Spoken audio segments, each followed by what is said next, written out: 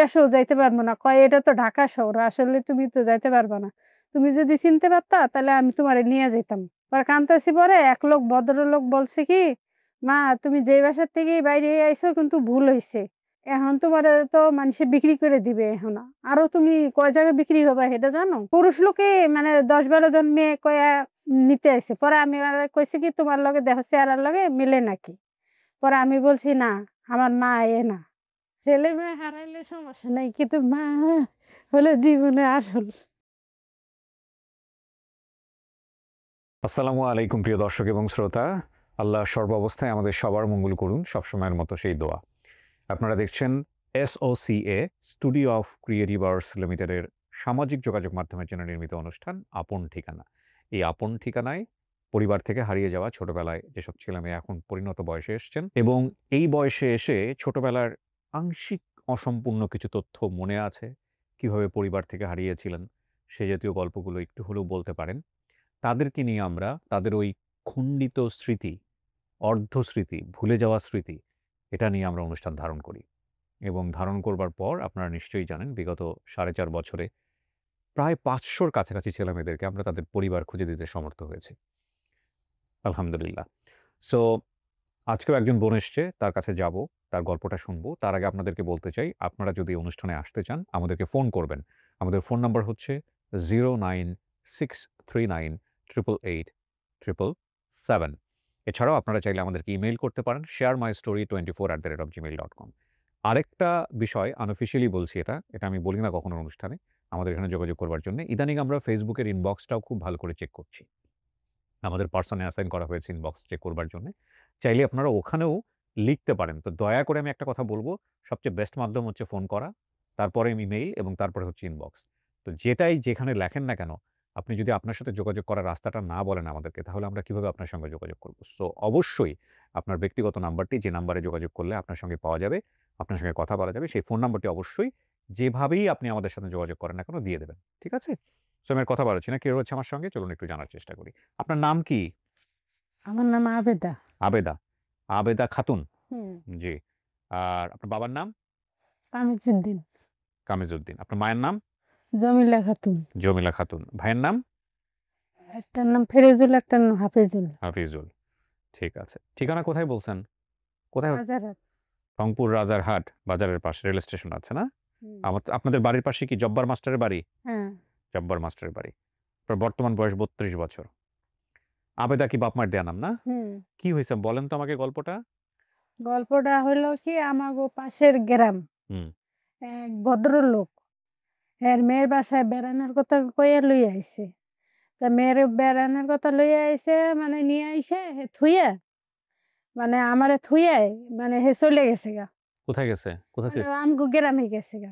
আচ্ছা। পরে গেছে ওই লোকেতে, আবার ওই মহিলা কোথায় রেখে গেছে আপনাকে?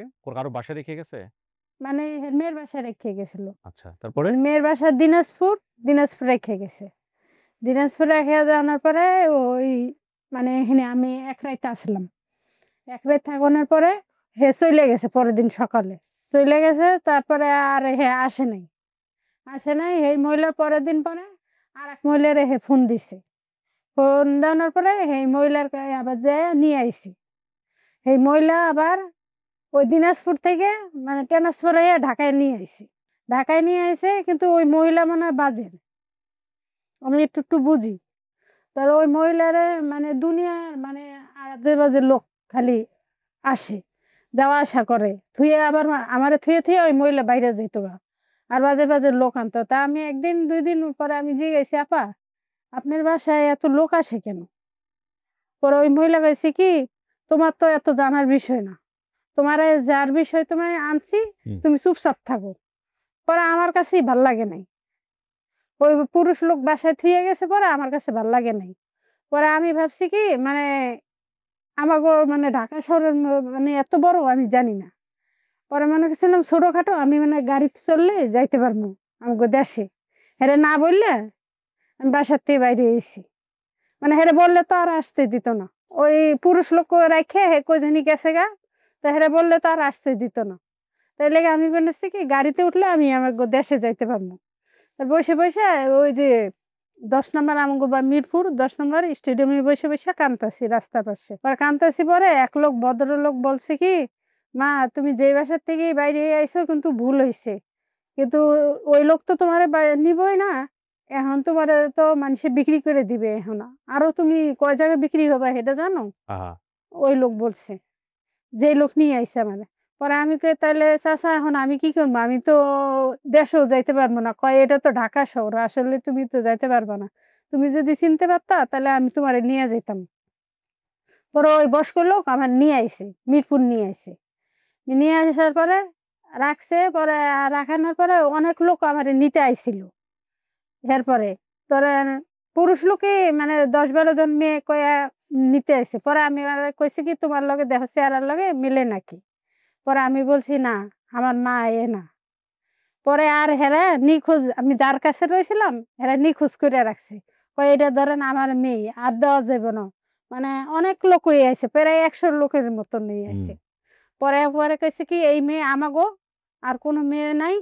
এই কিন্তু দেওয়া যাবে না।" এই থেকে আমি হের কাছে রইলাম। হুম। যে মহিলার কাছে, ভদ্র মহিলার কাছে রইলাম। ওই ভদ্র মহিলার কাছে থাকতে বড় হইলাম। বড় হওয়ার পরে ওই মহিলা আবার বিয়ে-শাদী দিল। বিয়ে-শাদী দেওয়ানোর পরে ওই মহিলা মারা গেছে। আচ্ছা।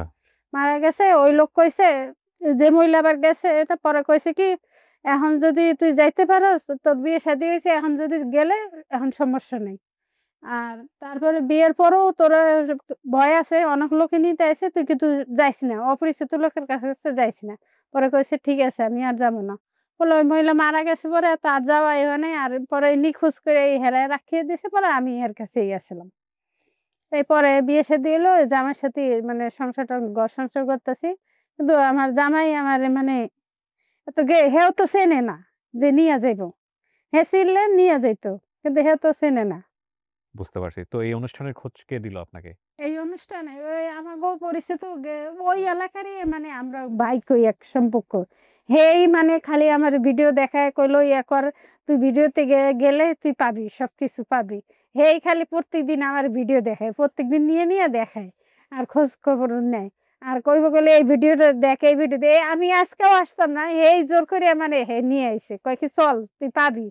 তোর বাপ মা পাবি। তুই চল।" এই আশা। না এমনিতেই কিন্তু আপনার ইচ্ছা আছে বাপ-মা খোঁজার?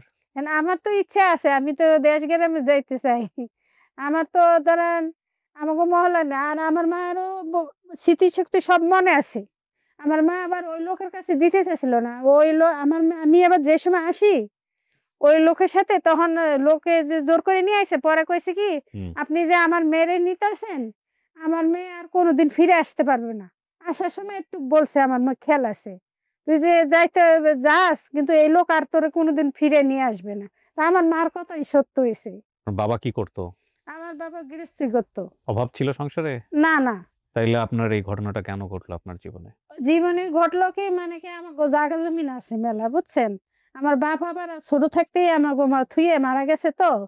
মানে একটা জোর করে যে একটু জোর খাটায় যে একজন কথা কইবো, এই গার্জিয়ান আসিল না। আর মা একটু সরল সোজা আছিল। মানে গ্রামের মানুষ যাই করতো তাই শুনতো। এত বুদ্ধি-টুদ্ধি খাটায় কাজ করতে পারত না। রংপুর বাজারহাট, বাজারের পাশে রেল স্টেশন আছে। এটা আপনার ঠিকানা? হ্যাঁ, এটা ঠিকানা। বাজারের পাশে রেল স্টেশন আছে। আমাদের বাড়ির পাশে জব্বার মাস্টারের বাড়ি। হুম, এই জায়গাটা একটু খোঁজ নিয়ে আপনাদেরকে দেখতে হবে। বাবার নাম কামিজউদ্দিন। বাবা গেরস্ত, ওনার নাম আবেদা খাতুন, মায়ের নাম হচ্ছে জমিলা খাতুন। হুম, আর ভাই হচ্ছে ফিরাজুল। হুম, ফিরাজুল। হুম। খুশি কি আপনার বর্তমান নাম? না, খুশি আমার পরে রাখা হয়েছে। আচ্ছা, এটাই তো মাটির বলছি চাই রাখা বর্তমান নাম। হয়েছে। কিন্তু আবেদা তো বাপ-মায়ে রাখছে। বাপের দা হইলো বাপ মা রাখছে। অনুষ্ঠানের শুরুতে আপনি কাঁদতেছিলেন কেন? আপনার চোখে এখনো চোখের কোণাতে পানি। কাঁদতেছিলেন কেন বলেন তো? আমি আর কান্নার কথা জিজ্ঞেস করে কান্নাটা বড় করি নাই। ছেলে-মেয়ে আছে আপনার? হ্যাঁ, তো আপনি একবার চিন্তা করে দেখছেন আপনার ছেলে-মেয়েটা যদি আপনার কাছ থেকে হারায় যায় আপনার কেমন লাগবে? ছেলে মেয়ে হারাইলে সমস্যা নাই, কিন্তু মা হলো জীবনে আসল। না ছেলে-মেয়ে হারালে এটাই বলতেছে আপনার মায়ের কেমন লাগছে একটু চিন্তা করে দেখেন। আপনি যে আপনার মায়ের কাছ থেকে হারায় গেছেন, আপনার মার কেমন লাগছে? আল্লাহ ভরসা। আপনি যেহেতু আমার কাছে আসছেন, আমাদের কাজ হচ্ছে চেষ্টা করা। আপনার ঠিকানা অনেকখানি মনে আছে। আমরা চেষ্টা করব ইনশাআল্লাহ। ঠিক আছে আবেদা? আপনি বেশি আল্লাহর কাছে বলবেন। বেশি আল্লাহকে বলবেন যে, "আল্লাহ তুমি আমার পরিবারটাকে মিলায় দাও।" হ্যাঁ? সকল হাসি, হাসি নয়। এটা মাথায় রাখতে হবে। এই হলো বিষয় আরকি। সো প্রিয় দর্শক এবং শ্রোতা, চলেন আমরা সবাই মিলে একটু চেষ্টা করি আবেদাকে তার পরিবারে ফেরানোর জন্যে। রংপুরের গ্রুপগুলোতে আপনারা একটু শেয়ার করেন। আমাদের এই আবেদা যেন তার পরিবারের কাছে ফিরে। একটা ভালো সংবাদের প্রত্যাশায় আমরা শেষ করছি আজকের মতো। আসসালামু আলাইকুম।